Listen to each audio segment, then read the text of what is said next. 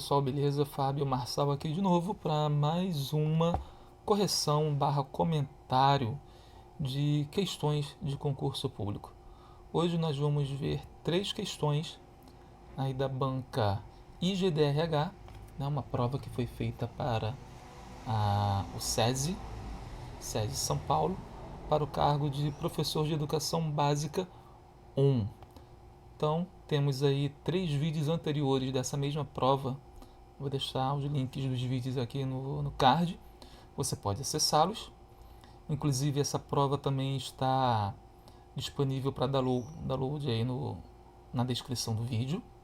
Você pode acessar essa prova, ler o texto. Inclusive, ler aqui mesmo, né? O texto. Pode dar pausa aí no vídeo, dar uma lida rápida aí, um texto bem tranquilo. E temos aí, né, os 3 vídeos anteriores com questões corrigidas, os comentários até a questão número 8. Hoje nós vamos ver as questões 9, 10 e 11, que tratam aí do assunto de semântica. Vamos ver então aqui a primeira questão de hoje, que é a questão número 9. Assinale a alternativa que apresenta o hiperônimo de quarto. Bem, vamos ver o que significa, né, essa palavra hiperônimo. Tanto hiperônimo quanto hipônimos são 2 palavras que dificilmente a gente encontra aí no ensino médio, no ensino fundamental. Os professores usam pouco essas 2 palavras. E o que elas significam? Bem, hipônimo tem aí o radical hipo com o radical nimo, né? Hipo significa baixo e nimo significa nome. E se significa abaixo, então hiper significa acima. Então elas são opostas, têm sentido opostos. Hiperônimo, tá aqui. Bem, o que elas significam basicamente? Hipônimo é uma palavra que significa que o sentido dela é mais restrito. Imagina um funil.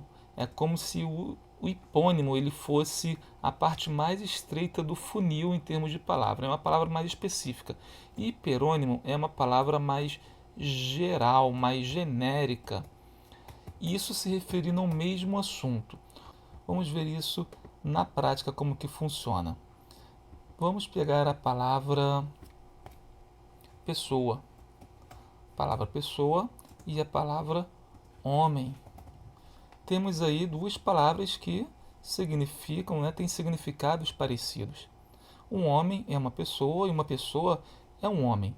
Aqui eu não posso colocar, por exemplo, carro, né, porque pessoa não é um carro, carro não é uma pessoa. Repare que são palavras que são do mesmo campo semântico, ou seja, mesmo campo de significado, campo de ideia. Pessoa, a gente percebe que abrange criança, idoso, mulher, homem, adolescente. Ou seja, pessoa é um nome mais genérico do que homem. Homem é um nome específico daquilo que é uma pessoa, certo? Então, já que hiper significa que está sobre, acima, percebemos então que pessoa é hiperônimo ou hiperônimo da palavra homem, que passa então a ser o hipônimo, que nome que está abaixo, é mais restrito, hipônimo de pessoa, certo? Vamos ver outro exemplo aqui. Veículo e caminhão. A mesma ideia. Veículo, percebemos que é genérico. O veículo é um nome mais amplo, abrange vários tipos de automóveis, como carro, trem, bicicleta, motocicleta, caminhão. Então, caminhão é um nome que está abaixo, é um hipônimo, é um nome mais restrito. E veículo é o hiperônimo. Bem, dessas opções aqui, a pergunta é: assinale a alternativa. Pergunta não, né? O comando assinale a alternativa que apresenta o hiperônimo, ou seja, o nome que está acima, que é um nome que é genérico, que é mais geral do que a palavra quarto. Sabemos que quarto faz parte, né, de uma casa. quarto, cozinha, banheiro, sala, corredor, varanda, garagem. São todas essas palavras partes específicas. Específicas de quem? Específicas de uma casa. Perfeito? Perfeito. Porém, ainda entre o casa e o quarto existe uma palavra aí que é a palavra cômodo. Uma casa ela tem vários cômodos. Então eu posso ter um cômodo que se chama quarto, um cômodo que se chama banheiro, um cômodo que se chama cozinha, um cômodo que se chama varanda.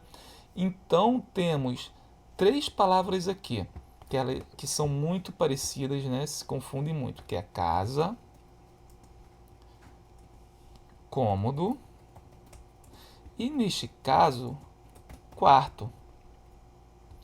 Ou seja, nós temos três palavras em que uma é hiperônimo de outra. Vamos ver aqui.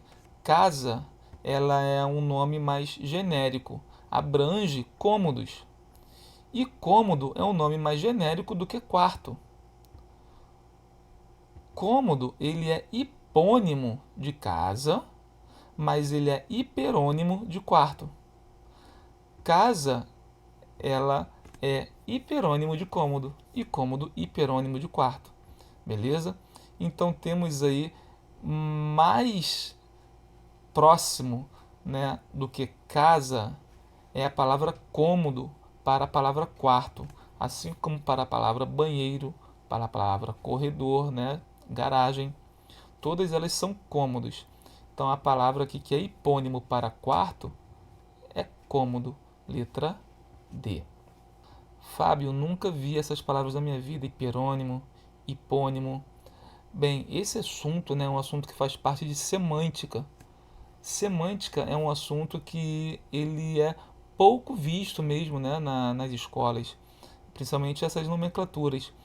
Vou deixar aqui abaixo no link, né, na descrição, vou deixar aqui no card e também na descrição tem um link lá com o nome Semântica, Apostila Semântica. Essa é uma apostila que eu mesmo produzi, coletei materiais de vários lugares, várias fontes, materiais bons, com questões de concurso, questões práticas, teóricas e práticas, né? Dentro desse assunto de semântica.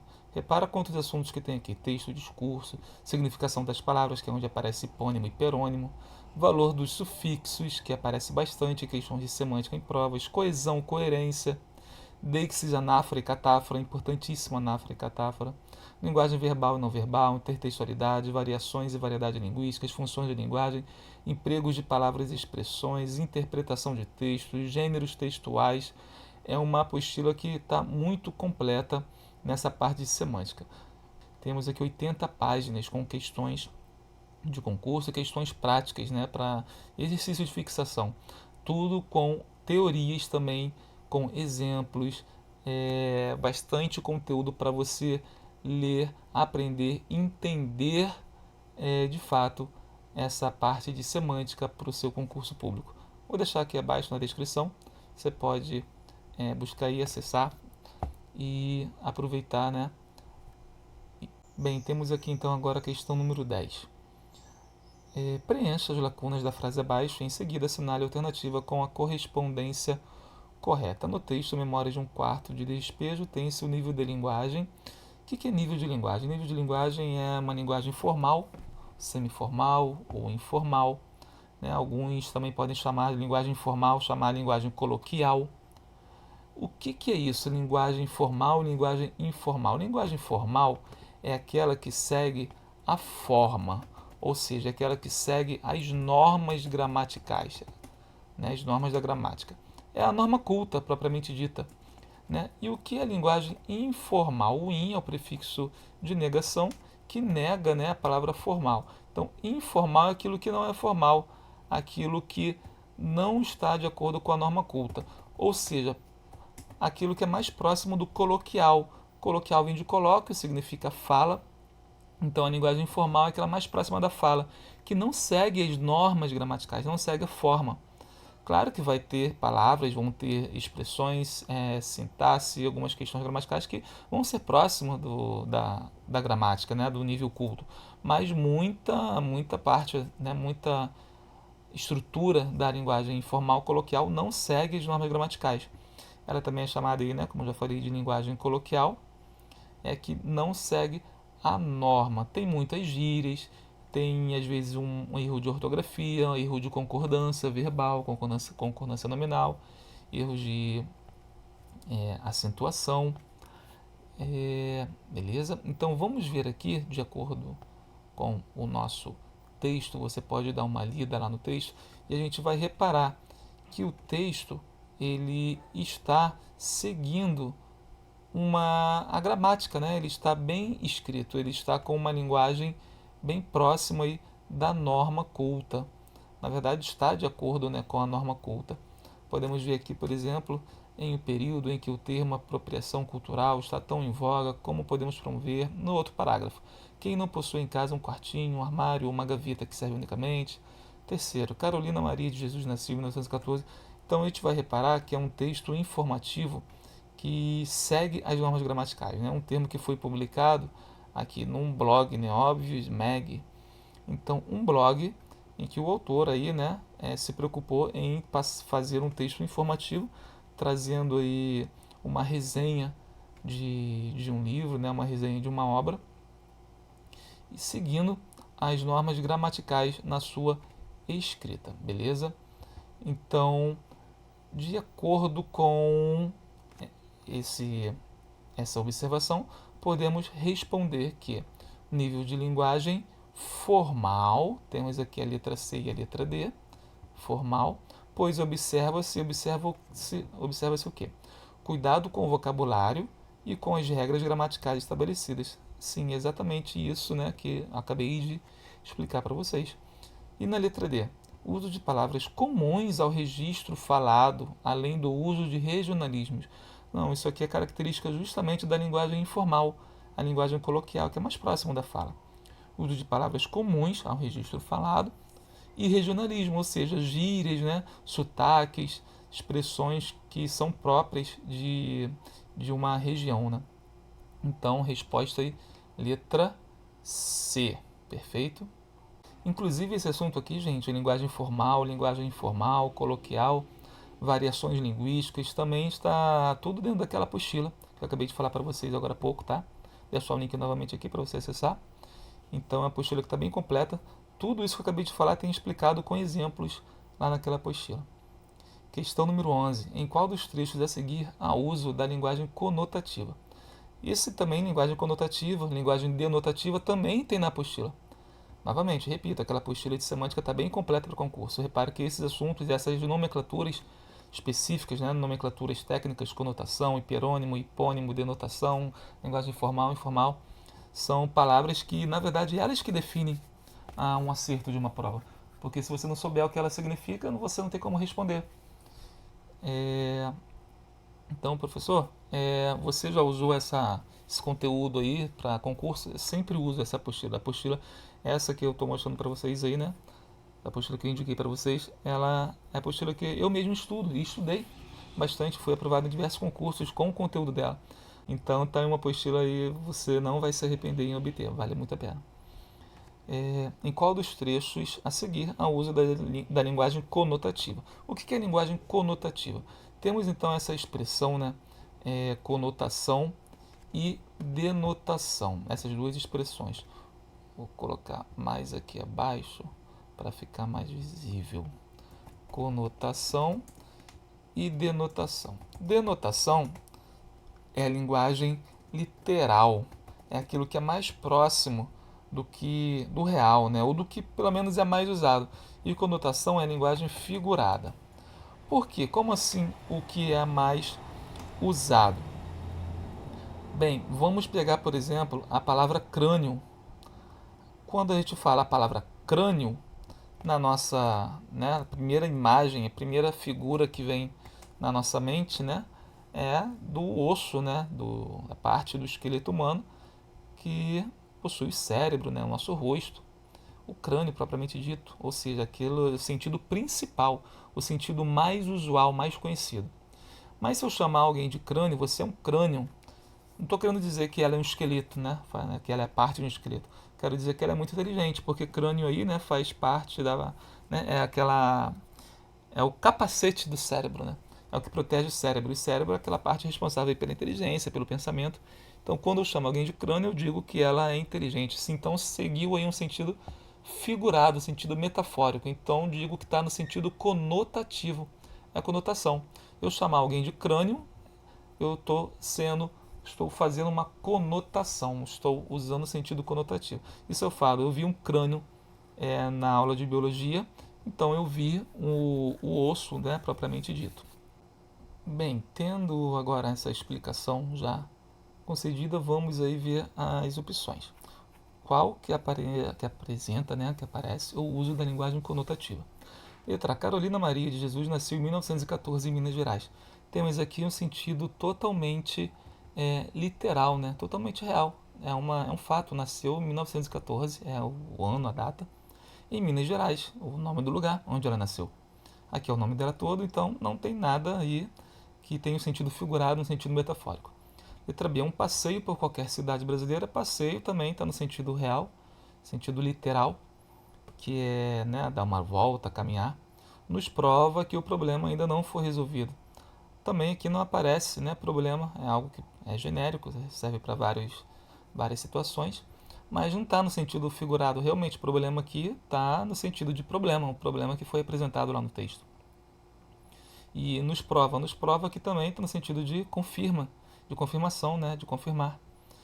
Então, sentido real, sentido literal, sentido denotativo. Letra C, sem dinheiro, sem emprego, sem formação, que também são três situações reais que o texto trouxe.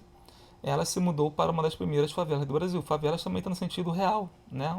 O local para onde ela foi. Então, sentido denotativo, letra C. Letra D, a rotina, a fome, a morte são abordados pela autora. Rotina, fome e morte, né, são itens, são assuntos abordados. E são assuntos tratados no seu sentido real. Rotina no sentido real, fome no sentido real e morte no sentido real. Logo, também sentido denotativo. Então só pode ser letra E, né? Vamos ver. Quem não possui em casa um quartinho? Quartinho no sentido real, né? Um quarto pequeno. Um armário, também um armário local, aqui onde se guarda coisas. E uma gaveta, mesma coisa, uma parte do armário, que serve unicamente para despejo. Despejo é também sentido mais genérico, serve para você colocar várias coisas. Todas essas aqui também estão no sentido real, denotativo. Então, qual é a resposta certa? Na verdade, essa questão aqui foi anulada. Não há nenhuma opção aqui que está no sentido conotativo. Logo, todas elas estão no sentido denotativo. Então, pessoal, foram esses os comentários de hoje aí. Espero ter ajudado bastante. Qualquer dúvida, coloca aqui no comentário. Diz se você gostou, se não gostou, bateu uma dúvida, enfim, estou aqui para esclarecer, para te ajudar. Desejo você bons estudos, boa prova, Deus abençoe. Grande abraço, até a próxima.